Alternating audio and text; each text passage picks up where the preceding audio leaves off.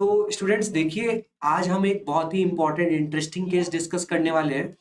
तो जैसे आपने पढ़ा इलेक्ट्रोस्टैटिक्स में एक चैप्टर आता है, हमारा सब यूनिट आती है जिसको हम बोलते हैं कंडक्टर्स। तो कंडक्टर्स के बारे में हम पढ़ते हैं इलेक्ट्रोस्टैटिक्स में।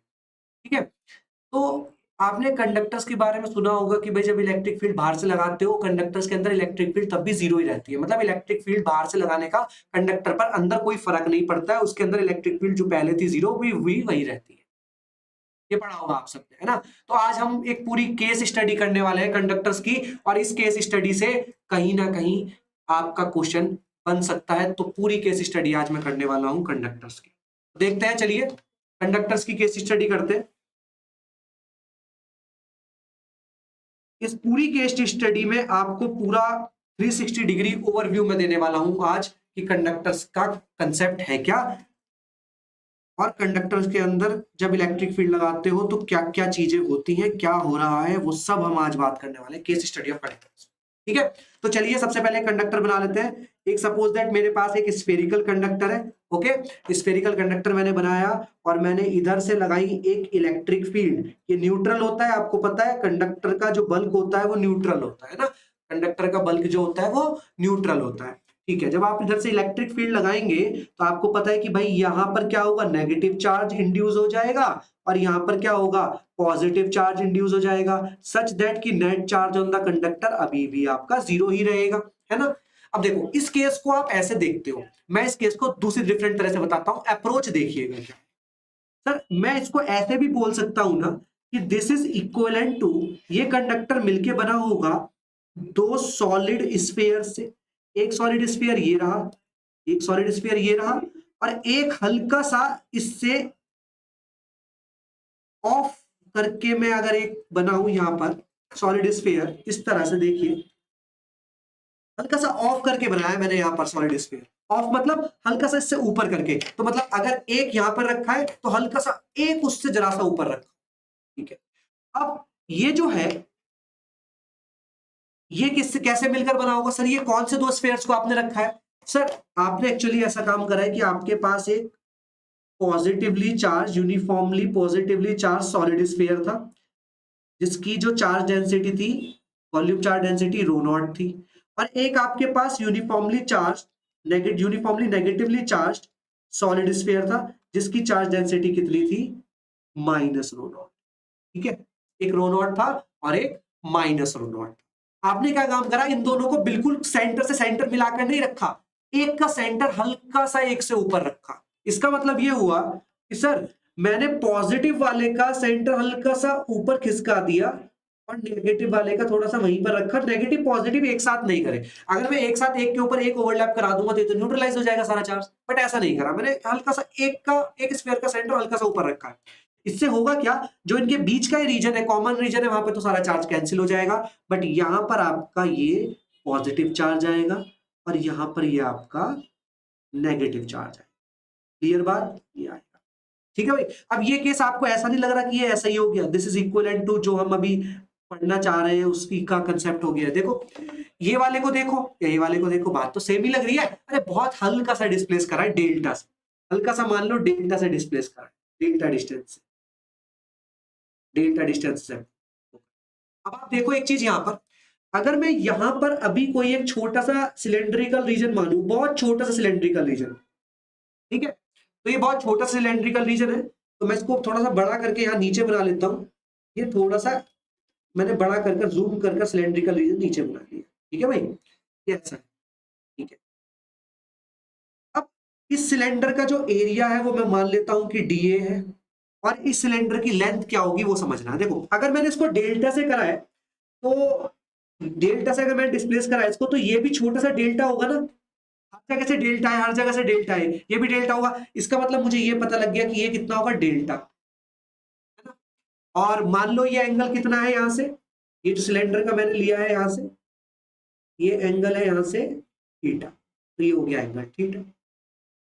ठीक है भाई, डेल्टा सीधा है ना ऐसे, ये रहा डेल्टा, और theta is the angle between this dipole. अब ये क्या है, डायपोल है। देखो ये क्या बना आपका, डायपोल बनाना क्यों, क्योंकि देखो पॉजिटिव चार्ज का सेंटर आपने हल्का सा ऊपर रखा नेगेटिव से, तो ये पॉजिटिवली है और यहाँ पर नेगेटिव है, तो ये डायपोल बन गया। इस डायपोल से वो जो सिलेंड्रिकल रीजन आपने लिया है वो है थीटा एंगल।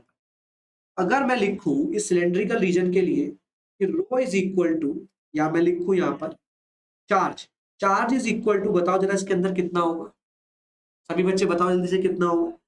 छोटा सा charge will be equal to rho nought, क्योंकि सर जो भी हमारे पास सॉलिड स्फीयर्स थे उनका volume charge density rho nought ही थी।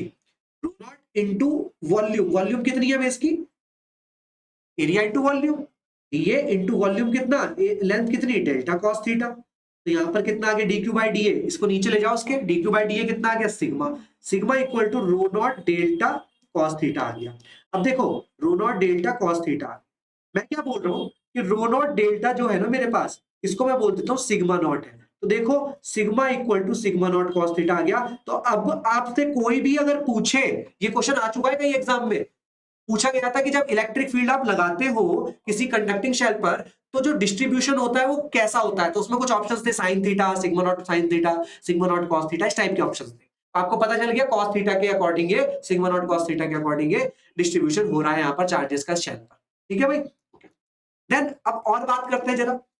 देखो भाई जब आपने यहाँ पर इलेक्ट्रिक फील्ड लगाई थी, तो मैं वापस से वही डायग्राम बना लेता हूं, दो शेल्स को थोड़ा सा ऑफ करके रखते हैं। देखिए यहां पर आपके पास क्या था, नेगेटिव था, और यहां पर क्या था, पॉजिटिव था, राइट। यहां पर आपके पास पॉजिटिव चार्ज था ऊपर, जो ये न्यूट्रलाइज नहीं हुआ था, जो थोड़ा सा बच गया था ये। और यहां पर सर ये पॉजिटिव चार्ज था, ये नेगेटिव चार्ज का सेंटर था, तो ये डायपोल बना रहे थे, इनके बीच में था डेल्टा डिस्टेंस। ठीक है, डेल्टा।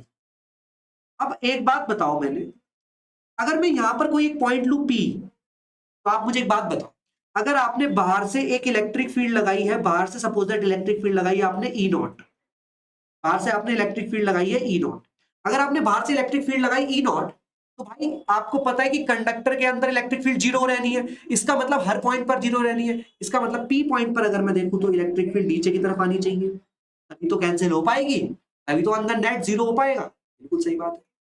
तो चलो देखते हैं जरा, सर ये जो पी पॉइंट पर इलेक्ट्रिक फील्ड है ये किसकी वजह से है, इस डायपोल की वजह से। देखते हैं, देखिए ये इस पी पॉइंट पर ही है, इसको मैं बोल देता हूं यहां पर ए, और इस पॉइंट को बोल देता हूं बी। ठीक है, अब आप मुझे एक बात बताओ, अगर मैं पी पॉइंट पर इलेक्ट्रिक फील्ड निकालूं तो क्या होती है आपके पास, एक सॉलिड स्फीयर की वजह से, एक सॉलिड स्फीयर की वजह से किसी इंटरनल पॉइंट पर इलेक्ट्रिक फील्ड कितनी होती है सर, ई इनसाइड कितना होता है, रो आर बाय 3 एप्सिलॉन। ठीक है, इसको मैंने बोल दिया R1 वेक्टर, इसको बोल दिया मैंने R2 वेक्टर। तो अब मुझे जरा बताओ पी पॉइंट पर इलेक्ट्रिक फील्ड कितनी होगी, पी पॉइंट पर इलेक्ट्रिक फील्ड सर कितनी होगी, ई एट पॉइंट पी कितना होगा सर, इस प्लस की वजह से कितना आएगा, रो R1 vector by 3 epsilon naught, और देखो माइनस की वजह से तो माइनस आएगी, इलेक्ट्रिक मतलब डायरेक्शन अपोजिट होगी, तो minus rho R2 bye 3 epsilon, है ना। यही है भाई, क्योंकि देखो ये पॉजिटिव चार्ज का स्फीयर है, ये नेगेटिव चार्ज का, नेगेटिव चार्ज जो स्फीयर है उसका सेंटर है, ये पॉजिटिवली चार्ज स्फीयर का सेंटर है। अब आपको पता है कि पॉजिटिवली चार्ज में तो सेंटर से दूर की तरफ जाएंगी इलेक्ट्रिक फील्ड, और नेगेटिव चार्ज में दूसरी तरफ आएंगी, इस वजह से नेगेटिव आ गया। Electric field at point P equal to rho by 3 epsilon nought, this will be R1 vector minus R2। अब देखो एक चीज जरा यहाँ पर, अगर मैं बोलूं कि डेल्टा वेक्टर मेरा ऐसे नीचे है, मतलब डेल्टा जो डिस्टेंस है इसको मैं वेक्टर बना रहा हूँ, इसको किसकी डायरेक्शन में डिफाइन कर रहा हूँ, नीचे की तरफ, तो मैं बोलूंगा delta plus R2 equal to R1 vector. तो यहाँ से डेल्टा क्या आ गया मेरे, R1 वेक्टर माइनस R2, तो मैं यहाँ पर रख सकता हूँ this will be rho delta by 3 epsilon.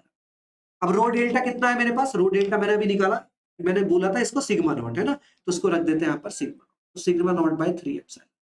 तो ये आ गया electric field at point P, और हमें पता है कि ये जो electric field at point P है ये एक्सटर्नल इलेक्ट्रिक फील्ड के बराबर होना चाहिए, नहीं तो इलेक्ट्रिक फील्ड जीरो नहीं हो पाएगा अंदर, तो जीरो करना है तो बराबर होना पड़ेगा। तो सर ये जो ई एट पॉइंट पी है ये ई नॉट के बराबर होना चाहिए, मतलब ई एट पॉइंट पी इस डायरेक्शन में आना चाहिए, ये इस डायरेक्शन में आना चाहिए भाई, है ना।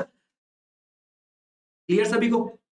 अब आप देखो यहाँ पर आप, तो ई पी कितना हो गया आपके पास, sigma naught by 3 epsilon naught, और ई नॉट तो भाई आपको गिवन ही है, तो आपको ये भी पता लग गया सिग्मा नॉट कितना है, sigma not is 3 E not epsilon nought, this is sigma not. अब आप यहाँ पर एक चीज देखो कि ई नॉट की वैल्यू तो आपको पता थी, आपको पता था कि इलेक्ट्रिक फील्ड कितनी लगाई है बाहर से, ई नॉट की वैल्यू आपको पता थी, बट आपको सिग्मा नॉट नहीं पता था। आपने रो नॉट इंटू डेल्टा को ले ही तो लिया था, कोई आपको क्वेश्चन में थोड़ी दे रखा था रो नॉट डेल्टा है ये, नहीं, तो आपको उसको एलिमिनेट करना पड़ा in the field, in the terms of external field. मैंने एक्सटर्नल फील्ड के टर्म्स ऑफ सिग्मा नॉट की वैल्यू निकाली। अब मुझे ये पता लग गया कि मेरे पास जो ये पीछे आया था सिग्मा नॉट, ये सिग्मा नॉट कितना होगा, ये होगा 3 epsilon nought E naught cos theta. तो इस तरह से ये हमारे पास चार्ज डेंसिटी वेरी करेगी, ठीक है भाई, ये होगी बात। देन अब एक चीज देखो यहाँ पर, अब एक चीज देखो बहुत ही इंपॉर्टेंट यहाँ पर। अब ये जो कंडक्टिंग शेल है आपकी, ये तो आपको समझ में आ गया सब कुछ। अब ये कंडक्टिंग शेल मैं वापस से बना लेता हूँ एक बार। ये कंडक्टिंग शेल है भैया आपकी, ठीक है। बाहर से आपने इलेक्ट्रिक फील्ड लगा रखी थी ई नॉट, बाहर से आपने इलेक्ट्रिक फील्ड कितनी लगा रखी थी, यहाँ पर ई नॉट इलेक्ट्रिक फील्ड लगा रखी थी। और सर यहाँ पर मेरे पास एक डायपोल था, यहाँ पर मेरे पास एक डायपोल था, है ना, यहाँ पर एक छोटा सा डायपोल था मेरे पास, ये है ना, छोटा सा डायपोल था। यहाँ पर ऊपर पॉजिटिव चार्ज था, नेगेटिव चार्ज था, ठीक है। और ये कितनी डिस्टेंस थी, डेल्टा थी सर, ठीक है। मतलब मेरे पास एक छोटा सा डायपोल था, डेल्टा उनके बीच में सेपरेशन थी। अब देखो अगर मुझसे कोई पूछने लगे कि कंडक्टर की सरफेस पर कितना इलेक्ट्रिक फील्ड होगा, तो जरा ध्यान से देखना। मान लो मैं यहाँ से थीटा एंगल पर देखता हूँ, तो थीटा एंगल पर डायपोल के अगर मैं देखता हूँ यहाँ पर इलेक्ट्रिक फील्ड कितना होगा, तो बताओ भाई, जब आपको पता है कि जब आपके पास सपोज दैट ये एक डायपोल है और ये किसी एंगल पर है ना, ये किसी एंगल पर है थीटा, ऐसे एंगल पर, तो ये पी वेक्टर है, तो इसका एक कंपोनेंट इस तरफ आता है पी कॉस थीटा, और एक कंपोनेंट इस तरफ आता है पी साइन थीटा, है ना। और पी कॉस थीटा की वजह से जब आप इस पॉइंट पर, मान लो आप इस पॉइंट पर निकाल रहे हो इलेक्ट्रिक फील्ड, तो पी कॉस थीटा की वजह से आप इधर कितनी लिखते हो, एक्सियल पॉइंट पर 2kp cos theta by R cube. Suppose that ये आर डिस्टेंस की दूरी पर था, सपोज दैट ये आर डिस्टेंस की दूरी पर था पॉइंट आपका, यहाँ से आर डिस्टेंस की दूरी पर था ये पॉइंट, ठीक है। और इसकी वजह से कैसे लिखते हो आप, पी साइन थीटा की वजह से। देखो पी साइन थीटा क्या है, पी साइन थीटा के लिए ये वाला पॉइंट इक्वेटोरियल पॉइंट है ना, तो कितनी होती है इलेक्ट्रिक फील्ड इक्वेटोरियल पॉइंट पर, अपोजिट डायरेक्शन होती है सर डायपोल की, कितनी होती है, K P sine theta by R cube, K P sine theta by R cube, K P sine theta by R cube. तो देखो आप यहाँ पर ये होता है। सिमिलरली मैं यहाँ पर भी करने जा रहा हूँ, ये डायपोल है, इससे ये एंगल है, ठीक है सर। ये वाला कंपोनेंट कितना आएगा इसका, तो ये वाला कंपोनेंट आएगा इसका पी कॉस थीटा, और ये वाला कंपोनेंट आएगा इसका ऐसे एक पी साइन थीटा, ठीक है, पी साइन थीटा। अब देखो आप यहाँ पर ध्यान से जरा, ये हो गए दो कंपोनेंट, ओके, ठीक है। अब इस पॉइंट पर, इस पॉइंट पर, इस पॉइंट पर पी कॉस थीटा, तो उसके लिए एक्सियल पॉइंट है, तो इलेक्ट्रिक फील्ड कितनी आएगी सर, ये आएगी 2kp cos थीटा, तो यहीं पर लिख रहा हूँ 2kp cos theta by R cube, where R is the radius of this solid conductor. और ये पी साइन थीटा की वजह से किस तरफ आएगी सर, एक बात है, इक्वेटोरियल पॉइंट पर क्या होता है, इक्वेटोरियल पॉइंट पर जिस डायरेक्शन में डायपोल मूवमेंट होता है उससे अपोजिट डायरेक्शन में इलेक्ट्रिक फील्ड आती है, हमने देखा यहाँ पर।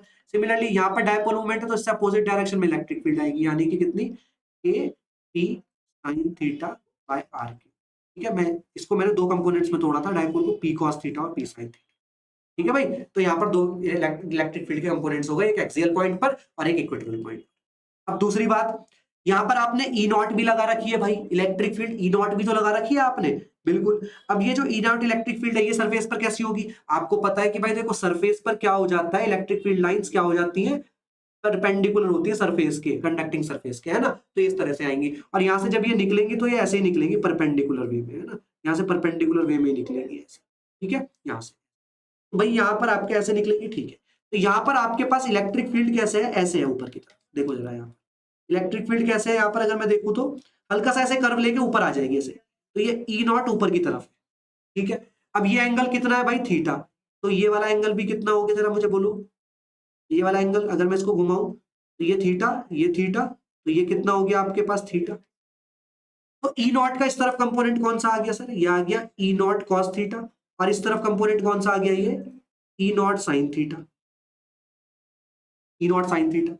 अब देखो यहाँ पर हमें क्या बात पता है, हमें सर यहाँ पर एक चीज बहुत अच्छे से पता है, हमें एक चीज यहाँ पर बहुत अच्छे से पता है कि कंडक्टर की सरफेस के पैरेलल में कोई भी इलेक्ट्रिक फील्ड का कंपोनेंट नहीं हो सकता। क्यों नहीं हो सकता, क्योंकि कंडक्टर के सरफेस के पैरेलल में अगर कोई इलेक्ट्रिक फील्ड का कंपोनेंट आएगा तो वो क्या करेगा, इलेक्ट्रिक फील्ड अगर आएगी सरफेस के पैरेलल तो वो पोटेंशियल डिफरेंस क्रिएट करेगी। भाई इलेक्ट्रिक फील्ड तभी तो आती है जब पोटेंशियल डिफरेंस होता है, तो पोटेंशियल डिफरेंस अगर उसने सरफेस पर क्रिएट कर दिया तो अलग अलग कंडक्टिंग सरफेस की अलग अलग पॉइंट पर अलग अलग पोटेंशियल आएगा, हाँ या ना, अलग अलग पोटेंशियल आएगा, बट ऐसा तो हो नहीं सकता। क्यों नहीं हो सकता सर? बिकॉज हम जानते हैं conductor has a equipotential surface. Conductor की सरफेस जो होती है वो कैसी होती है? इक्विपोटेंशियल सरफेस होती है ना। तो इस वजह से हम जानते हैं कि कंडक्टर की सरफेस के पैरेलल में कोई भी कंपोनेंट्स नहीं आ सकते। इसका मतलब सर ये ई नॉट साइन थीटा को कैंसिल करना पड़ेगा KP sine theta by R cube को। तो यहां से आप देख सकते हो साइन थीटा कट गया और यहां से पी की वैल्यू भी आ गई जो आपने डायपोल मोमेंट, देखो डायपोल मोमेंट भी मैं पता थोड़ी था, डायपोल मोमेंट मुझे पता थोड़ी था भाई कि कितना है, मुझे क्वेश्चन में कौन थोड़ी गिवन था ये तो मैंने अपने पास से लिया था, तो मुझे इसे एलिमिनेट करना पड़ेगा। तो पी कितना हो गया? E nought R cube by A, या फिर मैं बोलूं पी हो गया 4 pi epsilon nought E nought R cube. ठीक है, पूरी केस स्टडी करा रहा हूं जनरल वे में लिखकर। ठीक है, अब आप एक चीज सोचो, कंडक्टर की सरफेस के परपेंडिकुलर होती है ना सिर्फ लाइंस, क्यों होती है वो समझ में आया आपको? क्योंकि टेंजेंशियल वाले कंपोनेंट्स कैंसिल हो रहे हैं। अब ये जो ई परपेंडिकुलर आई, ई एट पॉइंट पी, इस पी पॉइंट को बोल देता हूं, इसको पी पॉइंट बोल देते हैं, पी पॉइंट पहले भी लिया था, पी पॉइंट पहले लिया था, इसको क्यू पॉइंट बोल देते हैं। चलो इसको क्यू पॉइंट पर इलेक्ट्रिक फील्ड अगर मैं लिखूं तो सर टेंजेंशियल वाली तो कैंसिल हो गई, सिर्फ और सिर्फ परपेंडिकुलर वाली आई है, और परपेंडिकुलर वाली कितनी है? E naught cos theta plus 2kp cos theta by R cube, 2kp cos theta by R cube, यही है भाई आपके पास। बिल्कुल सर, ई क्यू कितना आ गया? E naught cos theta plus, देखो यहाँ पर kp बाय आर क्यूब की वैल्यू कितनी है? E naught. kp by R cube की वैल्यू कितनी है? यहाँ से ई नॉट है ना, ठीक है, तो kp बाय आर क्यूब की वैल्यू ई नॉट होगी, तो 2 ई नॉट cos थीटा। तो आपको पता लग गया कि क्यू पॉइंट पर इलेक्ट्रिक फील्ड कितनी है? 3 ई नॉट cos थीटा। और क्यू पॉइंट तो कोई जनरल पॉइंट है ना, तो हर पॉइंट पर इतनी है, कोई पॉइंट एक जनरल पॉइंट है, थीटा एंगल पर डिफाइन कर रहा है, तो यहाँ पर थीटा डालो, आपको उस पॉइंट पर इलेक्ट्रिक फील्ड पता। तो मैंने यहाँ पर आपको बिल्कुल 360 डिग्री पूरा एनालिसिस करा दिया इस प्रॉब्लम का कि कंडक्टर पर जब आप इलेक्ट्रिक फील्ड लगाते हो तो होता क्या है। ठीक है, तो अगर अच्छा लगा हो तो इसे शेयर करना, लाइक करना, और इसी तरीके की वीडियोस में इन फ्यूचर भी आपके लिए लाता रहूं। धन्यवाद, thank you, happy learning, take care, good bye.